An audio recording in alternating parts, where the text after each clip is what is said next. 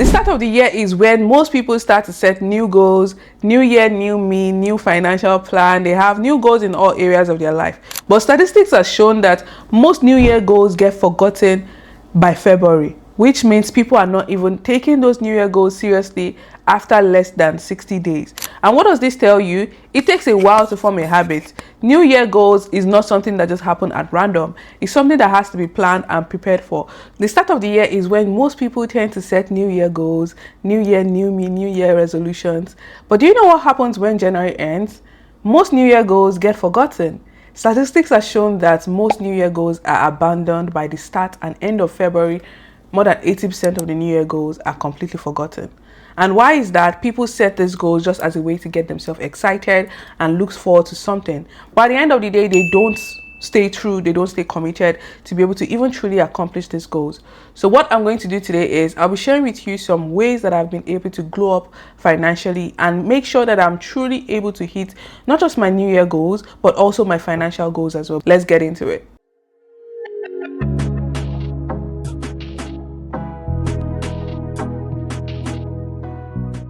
Hey there, welcome to my YouTube channel. If you're new here, welcome. If you're returning, welcome back. My name is Bisola Queen. I teach you ways to make, save, and grow your money. And today we are talking about your 2026 financial glow up and how you can actually set realistic money goals for yourself and glow up financially in 2026.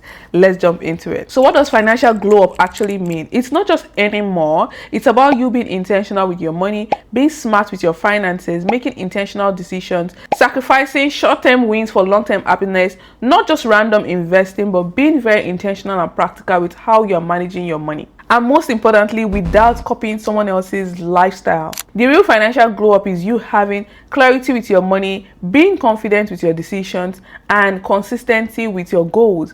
Most people are able to maybe be clear with their money, but they don't even stay consistent with their goals and they give up way too quickly. So what are some things that can help you truly glow up financially? Number one is to have a personal money reset. I like to think of this like a money audit, and you can do this with your siblings, with your friends, with your partner, with your kids, depending if they are age appropriate. And you just take a look at your finances, set individual goals as well for both yourself, your kids, or your family, or whoever you're involved with, and set realistic goals. The reason why most people are not able to stay consistent with their goals is because it's not realistic for their own situation. People take goals from other people and make it their own goal without actually ensuring that it's something that is necessary or aligns for them. So for you to complete this reset, one, you need to know your numbers, understand your money. What is your income? What is your fixed expenses? What is your variable expenses? Do you have any debts? Do you have any savings? You know what I just recently found? A lot of people don't actually even know anything about their money. They don't even know their numbers. I've seen people that don't even know what banks they use. They probably just use one primary bank and they know they have another bank somewhere, or they signed up for one bank at one point in time. They don't even remember the details. They don't know how to log in. And I've seen this a lot with several people. So you want to make sure that you know your numbers, and not just knowing it, you're also keeping track of it as well. How many credit cards do you have? Do you have credit card balance on it, or are you carrying any debt? How much is it? What's the interest rate on the debt? Do you have any savings account? Is the savings account paying you interest? Is it a high interest savings account? Do you have how many checking accounts? What is your income? How much do you get paid on bi-weekly or monthly basis? Outline all of these things, get into the details, and know your numbers. Number two is for you to build a simple money system. For me, I like to think of this as budgeting. And one of the reasons why many people don't even budget at all is because they like to complicate things for themselves.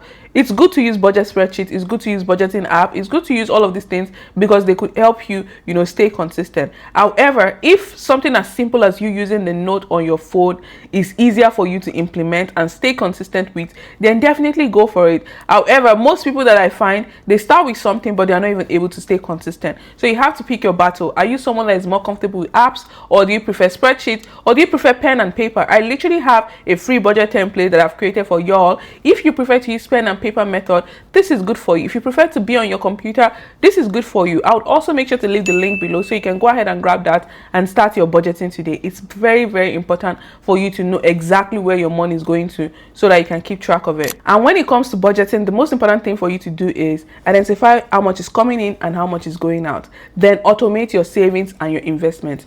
The third thing to do for your money reset is to actually get knowledge. Learn the basics. A lot of people don't even know the basic things when it comes to their money. They know they have a credit card, they don't know the interest rate. They know they have maybe another credit card, but they also don't know what the benefits of that credit card are. So if you don't know the benefit of that credit card, then how will you get to optimize or use it fully? Some people don't even know that they are paying fees, annual fees for some of the credit card that they have. So these are things that you want to keep in mind and pay attention to. I mean, when we're saying pay attention to, it doesn't mean to obsess over the little things, but it's very good for you to be aware, because the moment you are aware, you can plan ahead and be more intentional. When you also learn the basics, it helps you build the confidence as well to get better with money. So learn the basics, like understanding how to read your credit card statement, understanding how savings work. When they say, oh, they pay you 4% interest, how do they calculate that 4% interest? Most people think the 4% interest is on monthly basis. Meanwhile, it's actually on annual basis, but paid out on monthly routine. So these are some little things that you need to pay attention to. You also want to know how investing really works. So like, what kind of thing can you actually start to invest? What are the types of investment accounts you can use? So these basic things are very, very important to help you master your money, because the more confident you are when you learn about money or your finances, the better you get at it. Another mistake I've seen a lot of people make is they focus a bit too much on the income side, which is good. I love to make more money for sure. But if you have not learned or mastered the money system and get better at managing your money, then you're going to struggle, because I've seen a lot of people earning multiple six figures a year, but they have nothing to show for it at the end of the year. You ask them that, hey, where did all your money go? Where are your investments? Do you still have this? Do you have that? They don't have emergency fund. They don't have investment. They have absolutely nothing.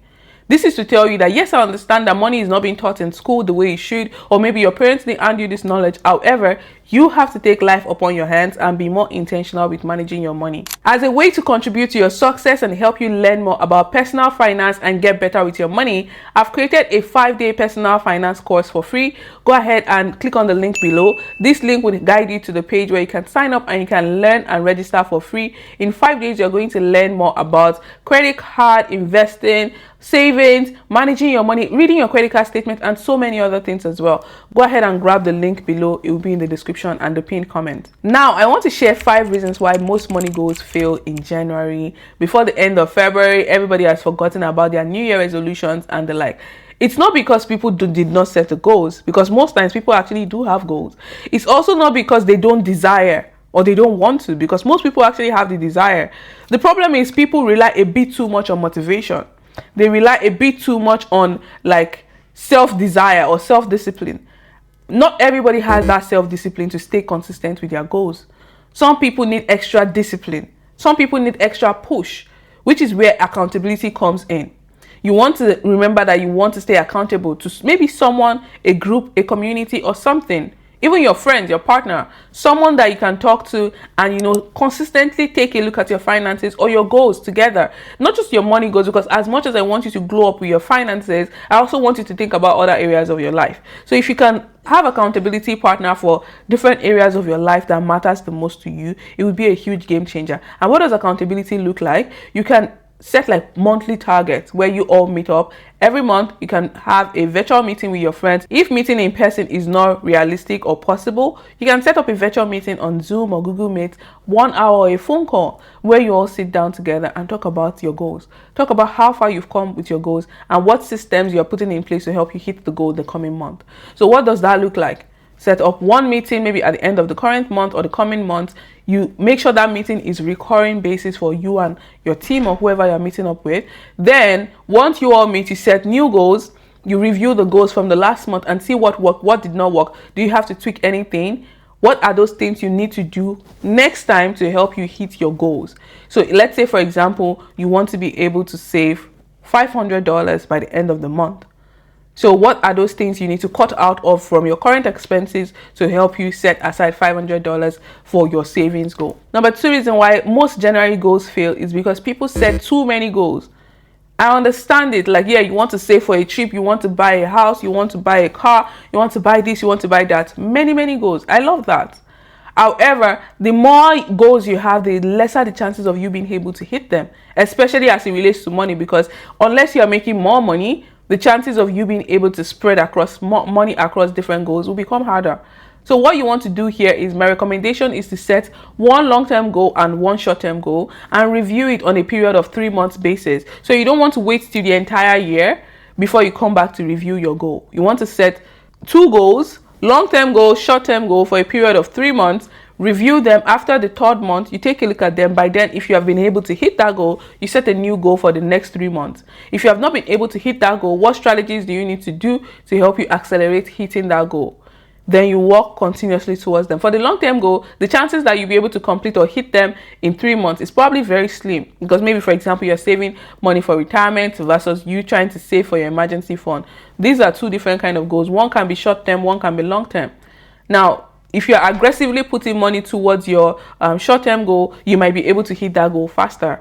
So how do you actually allocate this? For your short-term goal, I would recommend you save aggressively or dedicate more of your effort and energy into reaching that goal. Then for your long-term goal, you can plan slowly and work towards it. So what would this look like in a real situation? Let's say you have a short-term goal to save maybe $10,000 in your emergency fund versus you saving money for your retirement or investing for your retirement.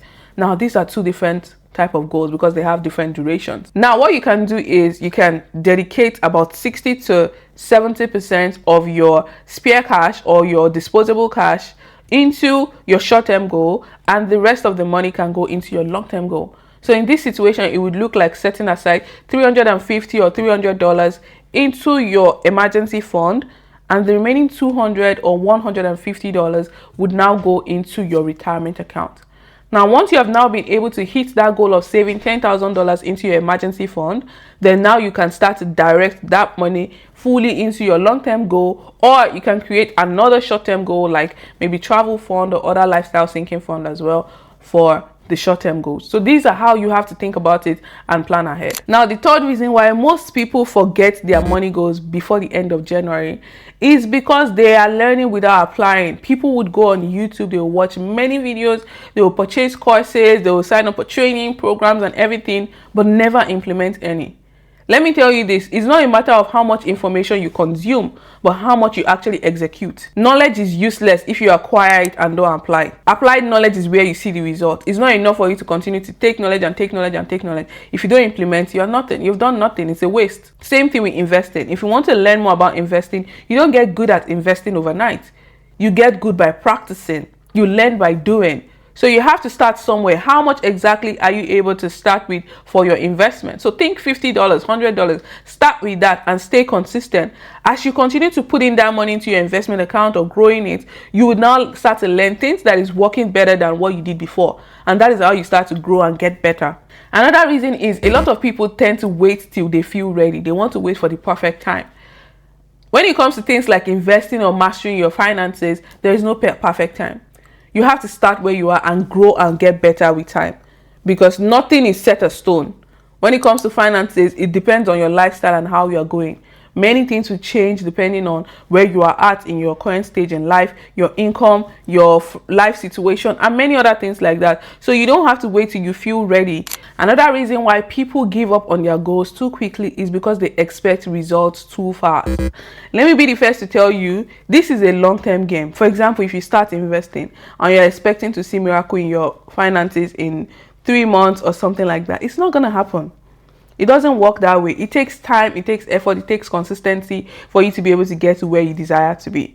So don't expect something to change very, very fast in 3 days. Don't expect it like that. You have to continue to build that momentum. You have to continue to stay grounded, stay consistent, and that's how you see results. Consistency wins the race. When it comes to goal setting for your finances, there are many things for you to keep in mind. I made a separate video on different kind of money goals you can set this year, so go ahead and check out that video. I'll leave it in the description as well. Check it out so you can plan for your own finances and set goals for yourself for this year.